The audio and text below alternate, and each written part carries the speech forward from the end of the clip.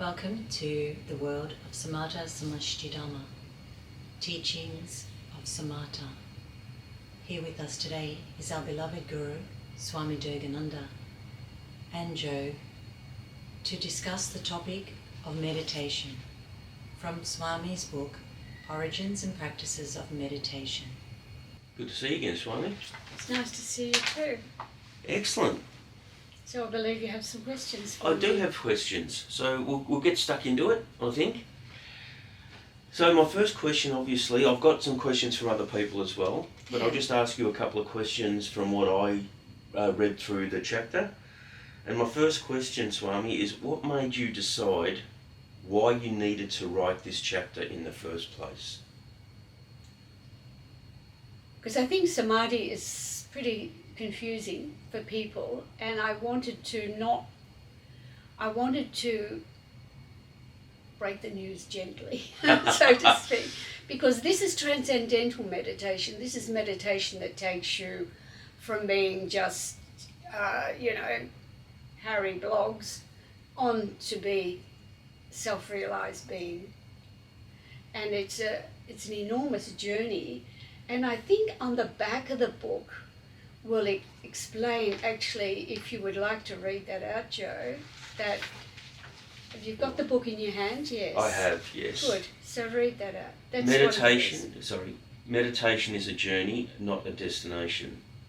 The ancient rishis yes. point the way and send us on a journey of not only self-discovery, resulting in self-realization, but most of all, a cosmic awakening until the metaphors of the soul is complete and you take your place amongst the auspicious vibration of the ancient masters. So what does all that mean in English? That means that this, to reach samadhi is a journey. Samadhi means one point of concentration. And there's two types of samadhi, actually. There's one where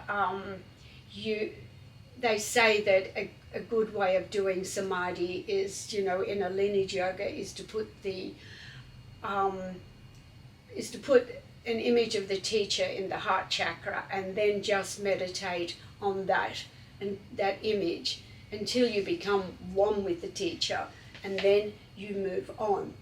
So do you feel or get a vibration from people trying to reach you in that way? Yeah, but not many people do. You have to have actually the right mindset to do it. So it would be hard for the average person unless they really focused on trying to practice. Yeah, I had someone, I was giving a discourse once, and this fellow told me he did it to a rock. Oh, nice. Out in the bush. He thought that was the way. I thought, well, I really don't want to be a rock. No. So is that for him, like in his mind, is he trying to think of just that single pointed? He thought he was very good at being his own guru. Oh, okay. And you can't, because once you start thinking, I want self-realization. And it's very hard to have self-realization, in the beginning, because you have to actually, this journey, you have to learn about yourself. But every aspect of yourself is shown to you. Is that through deep meditation? Mm-hmm. That comes. So how do you know when you're in deep meditation versus how do you know when you're actually starting to work towards being self-realized? Because when you come out of that meditation, you're going to be changed. Your attitude starts to change. The life around you changes.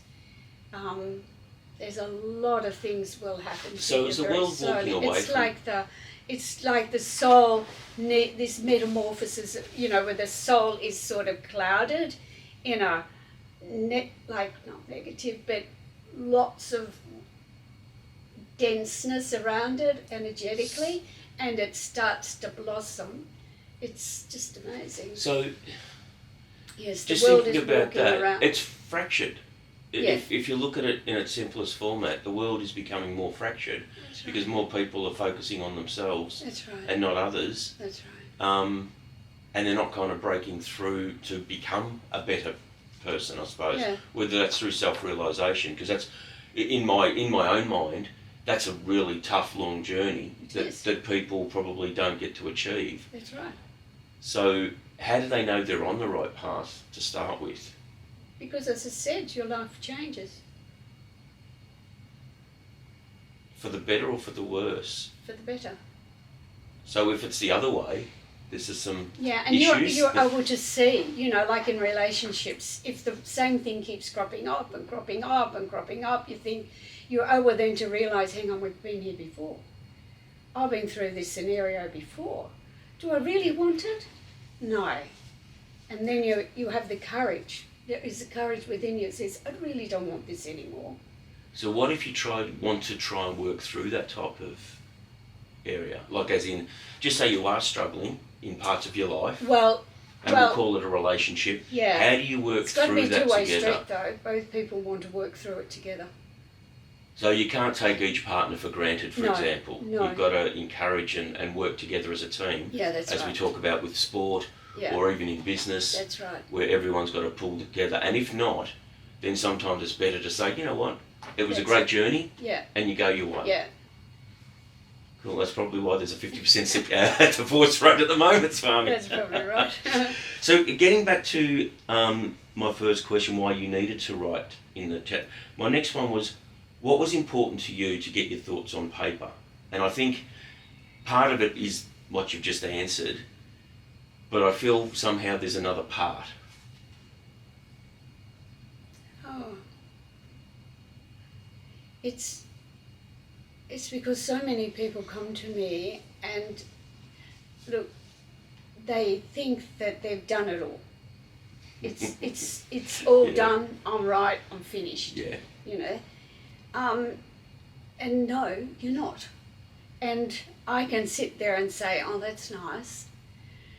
But I thought, no, let's just write this chapter down. And a lot of people talk about the Kundalini. And the Kundalini is actually the life force of the soul. It is your life force, actually. Yeah. We've talked a lot in podcasts about the soul, but the soul brings the life force. When the soul leaves, it takes the life force. When it's leaving, the life force gets lower and lower, goes down. It shrinks inside and then goes with the soul when you die. So people think when this Kundalini rises, must rise in Samadhi, this energy. And people would say to me, oh, it's happened to me, and oh, it was wonderful. And well, it didn't happen to you at all. Because either if you do these prematurely, like I can tell you ways of doing this prematurely, and either you'll go insane, or you will end up with mental defects, or you might make it. Sounds like the odds are against you trying to do it. Yeah, because I've had quite a few people sent to me from doctors who've been to India and have done it the quick way, and I can't help them. You've done it now. It's you wanted it, you did it, it didn't work. There's nothing I can do. Either you're in a mental asylum, or if you're not in a mental asylum, well. So it's not something you can reverse. You if can't it's done. rush it. Yeah, I was going to say if it's not done correctly, it's not. You something have you to can go reverse. slowly. Like a baby that's born can't walk. Although they say Krishna did, but let's, you have to slowly learn these things. This has to, it's a journey. Yeah. It's not a destination. So would that be the message you'd want to share to the world? Yeah, and how important Samadhi is. Nice. My next question for you, Swami. Oh. You say in Raj Yoga, meditation is all about, first one part of it is mastering the body through exercise, bringing about balance and harmony. What do you mean by this? Because I see so many people are stressed and sick these days that if we're really that strong within ourselves, we should be able to, we're all going to get sick. We're all going to be stressed at times. But there should be a single point of concentration or something that we can go back to say, okay, I'm off a little bit. I need to get back to I believe centre. in exercise, but I don't believe in extreme exercise. Because I think extreme exercise, then that pulls you away from meditation if you want to. Okay. Because I've got to run, 10 miles today because, I need it. No, you probably don't need it. You could probably run 3 or 5. That's probably enough. Or, lift the heavy weights. No, that's extreme. I don't believe in extreme. I believe in everything middle, just balance and everything harmony. in moderation, so to speak. You can't really meditate if your body is not well. Yes. If you go for a nice walks, good for your brain, repeat your mantra while you're walking, and then you come home and you can meditate. You don't need to go be silly. Yeah. So with the mantra, have all people, not all people would have one, or if they do, how do they know they've been given one? Well, all people are born with the mantra Soham. You can sort of breathe in, you can hear the So, and as you breathe out, yeah. So you have that anyway. But see, people listening to this might not have realised it's as that simple. At least they've got something now that they can actually focus on. Have something to hang on to, yes. Yeah. So, yeah.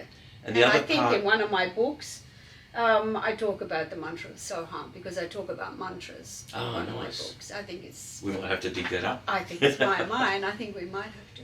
So the other part of that, my B part question, was mastering the mind through understanding and self-knowledge. So why do we live in a stressed environment? And I talk about stress and anxiousness and all, because that's where we seem to be heading. Everything's, like, years ago I feel that things were simple and basic. Funnily enough, we had one TV in the whole family. Now we might have a family of 4 and we've got 7 TVs. So even at best, you've got a TV and a half to play with. So I think the environment and the world is just becoming more chaotic and less chance to come from or start to focus on from within. So how do we kind of fix that stressed environment that we're living in? Don't you think we're doing it to ourselves? Oh, for sure. We're doing it to ourselves because no one can stop looking at their phone. Correct. Can they? But we're in a society where they expect if you don't answer the phone, you'll get a text message, then you'll get an email, all on the same issue. And this is why, and we get caught up in it, I think, and we're starting to answer that. So all of a sudden that's the new expectant, oh well, if I don't get Joe by phone, I'll get him by email, or I'll get him by text message. Discipline. Don't get caught up. Yeah. Discipline. That's a good way of looking at it. I think it's hard way, like as in it's hard to be disciplined when your body is used to doing that. The reason that, there's so much disharmony out there, in the ancient scriptures talk about the foes of mankind, and the foes of mankind are things like pride and greed and envy. You can see all those everywhere. Yes. And my next question, Swami. Why is listening to silence important? That's on page 101 of the chapter 9 that we're talking about today. Yeah, the silence is a funny thing because I talk about the silence and I talk about, I think that it can trick you.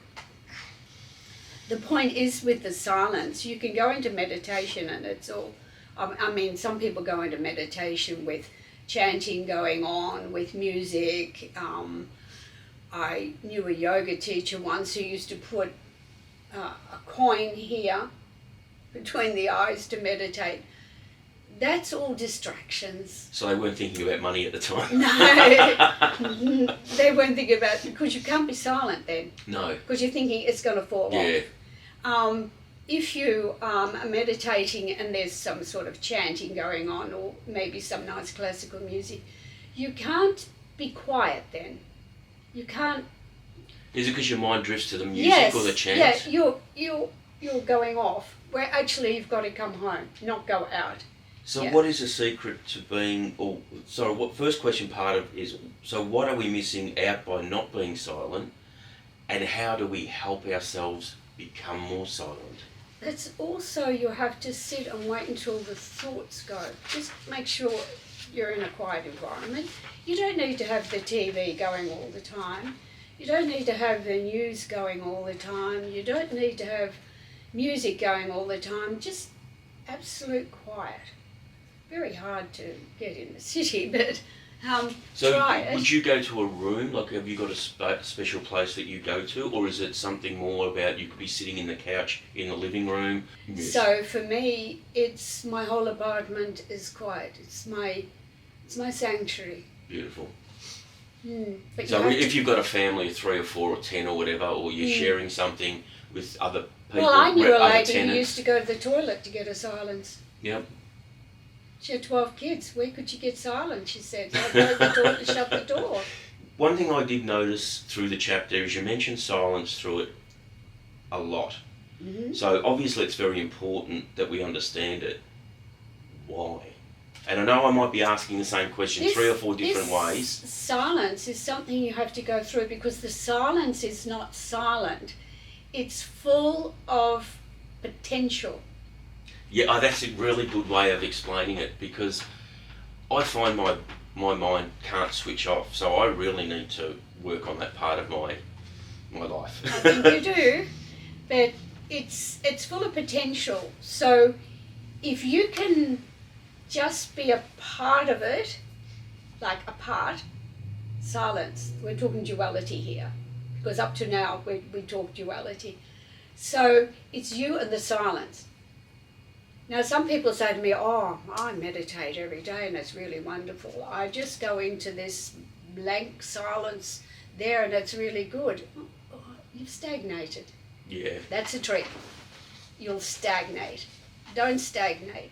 You keep it there, you're here, you're not part of it, you are part of it, it's with you, it's not you.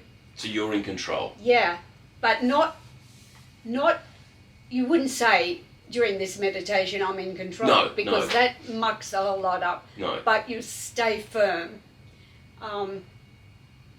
And finally, you actually go through it. And you get to the core of it and keep going. Because sometimes people, and I may stand corrected here, so please jump in if I'm wrong, but some people say sometimes they focus on the bridge of their nose or something like that, just to try and get them to a point of focusing on one thing. So what does that differ from with normal meditation or silence or... I think that's just getting you to concentrate on something. Okay. If you concentrate on, bringing the breath down to the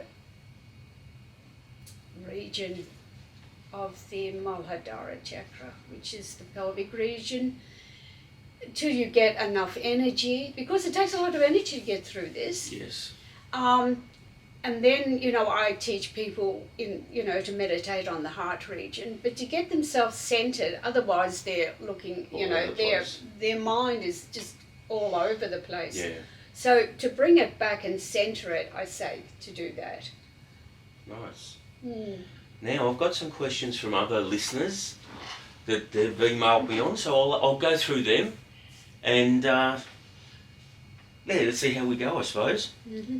First one is how to gain the ability to recognise silence, maintain silence and focus on silence.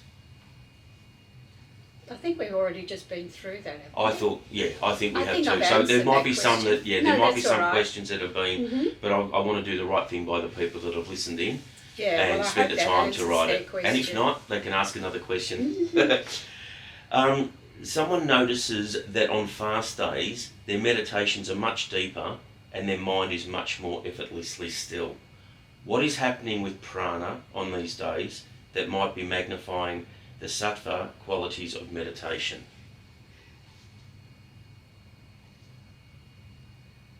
So what happens when you go on an Akashi fast, which should be 24 hours?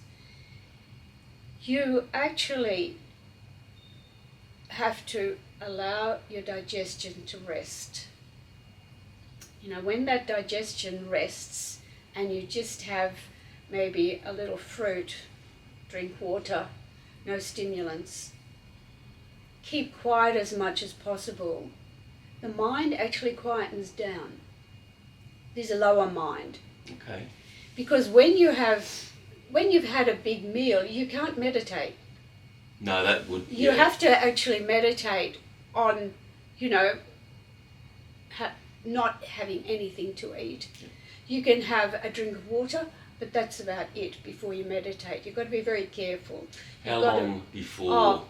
Like if you want to meditate at say 3 o'clock in the afternoon, for argument's sake, would you have lunch or would you have an light early lunch at 12? Okay. So give yourself a I couple wouldn't of have hours anything minimum after of that. 2 or 3 hours of just not. Yeah. Excellent. Yeah, and during this Akashi fasts, your whole body starts to calm down, and when it calms down, the lower mind calms down, and then it's easier for you to meditate. Okay. That makes sense. It won't be sattva qualities, because that's, there's a long way to go before you get there. But it will be allowing you to have more quality meditation. Oh, good. Next question. Referring to the second paragraph of the chapter we're discussing today, could you please explain in greater detail what you mean when you say that as we move closer to silence, it is the silence that will trick us and begin to take us with it? Yes, because remember I talked just a little while ago about that silence. It'll trick you because you'll be thinking you're there. Ah, okay. Because it's when you sort of hit this silence, there's a different feeling, Yes. have a different vibe, Yes. and you think, oh look, I'm pretty good, I've made it, but you haven't. You haven't. And you will stay there, and then when you stay there in that level, you'll stagnate. Okay. And they've asked, is it because of the way the silence becomes another form of attachment for the mind to transcend? Exactly. That's good. Whoever That's good. asked that question Knows. Yes, Yes, that's very good. question. That is good. So the next one, why do you advise against pushing ourselves to sit a little longer in meditation by using a timer rather than coming out of meditation naturally when we are ready? Would that be to practice the mind? Or is it just... I think that's total ego. Okay. I'm better than the timer. Ah, okay. I'm going to get better than the timer. Now, you have just wrecked everything because you and the timer Because now you're are focusing on having a little bit of a... You're focusing on the timer You're and not the focusing on the meditation. timer. I never in my life had a timer for meditation. So on that though, if people are starting to understand how to meditate, 5 minutes doesn't sound long, but 5 minutes is a long time when you're trying to meditate. So would people use a timer to just kind of set themselves a little time? It's not or necessary. it's irrelevant, you just sit focus as on the long as you're meditation. comfortable. Yep. And one day it'll be very quick. You'll think, oh, nothing happened, that was really bad. The next day, oh, nothing's happened. Maybe the next, you will go longer and longer. I actually agree with Yeah. that. I find myself, I don't use timers, but your gut kind of tells you where it's not about time for me. It's more about where you're at, from your state of mind. So whether it's 1 minute or 20 minutes, it shouldn't. Doesn't matter. It's not irrelevant. Yeah, it's irrelevant. When I was in the ashram with my guru, it used to be meditation all the time. And I said to him once, why do I have to meditate all the time like this? He said, because in 24 hours, only 5 minutes of your meditation's worthwhile. Yeah. So Yeah. I was just not quite getting there for the 23 hours something. So the last part of this, and I'll read it out to you because I think we've already just discussed it. Sometimes this person feels like sitting longer, so they set a timer and they find themselves going beyond a threshold where I might naturally come out of meditation only to find that I can enter into a much deeper state of stillness. Then why do you need a timer? Just stay as long as you can. Yeah. Sometimes But in longer meditation, doesn't mean better either, no, does it? but sometimes in meditation you think, oh, that's not it. And all of a sudden, you're in a deeper meditation. You will get into it. Yeah. The first part, you can't expect yourself to, although my guru did, you have to sit down, bingo, you're in it. That's through many years yes, and many times yes, of practice of and course. practice and practice. But if you're just practicing, listening to this podcast and you're on the journey, don't be hard on yourself. You have to wait till everything calms down before you can actually get into this different part of your mind. So Because Swami, it's mind, not brain. So Swami, if someone thinks they're having a 20-minute or they're in meditation, they call it for 20 minutes, it might only be a 3-minute real deep meditation, because the first 17 minutes, not they're fluffing around, but their mind is racing everywhere, or their mind is not where it's meant to be. That's but right. they think because they've closed their eyes and they're breathing slowly, they're in meditation. That's right. Okay. One last part of this one. Is there a time in meditation practice where it is correct for a meditator to sit for much longer periods, or should it always happen naturally?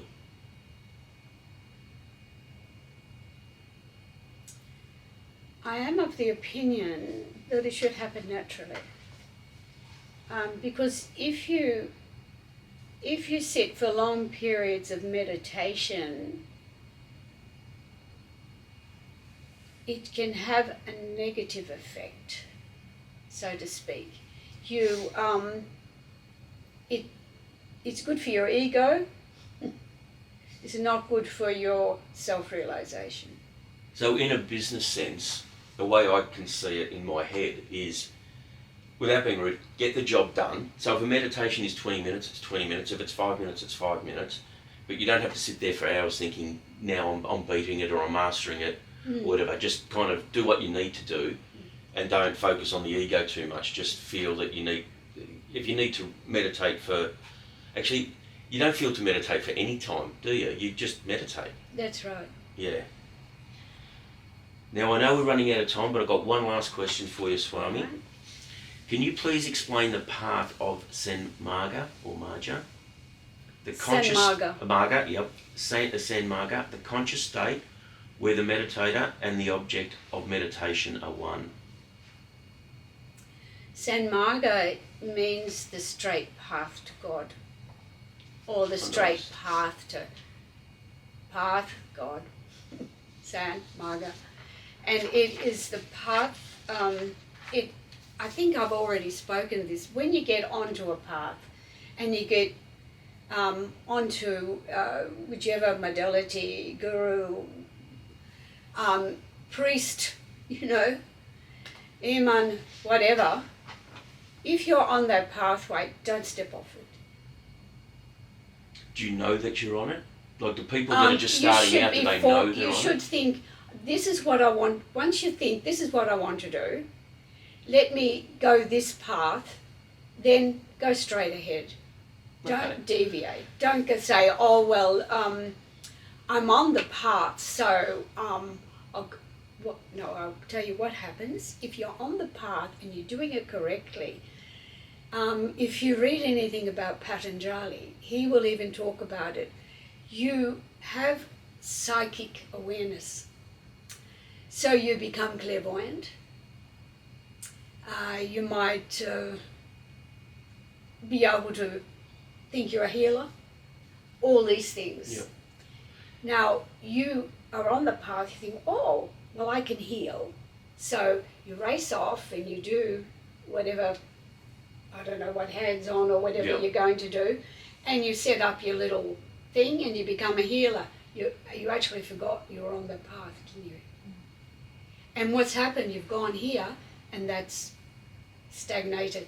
And that lost hits ego again, doesn't it? In a way. You lost that. Yeah. Haven't you? Or I'll go and which is a thing I never wanted to do, was teach people. Well, I'm good enough now, I'll go and teach. Yeah. And actually, that's the worst bit, I'll go and teach, because from my point of view, I never teach what I have not experienced. Yeah, that's I good. experience it, I'll teach it. So, Swami, how do people avoid, and I'm getting off the track a little bit here, but how do they avoid getting caught up in the wrong type of person that's trying to lead them. So if they're that's really discerning. You have to really think about, are they right for me? Correct. Is this teacher right for me?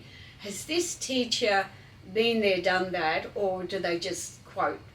You know, a lot of people these days, they write books, they have lots of people. seminars and podcasts, all that kind And of stuff. they have not experienced it. And they've not experienced it. No, not at all. But people, without being rude, people sometimes are searching, and they fall into yes. that gullible trap of, Yes. because that's the first person they've met, or the first guru Yes. they've met, or the first Swami they've met, or whatever, Yeah.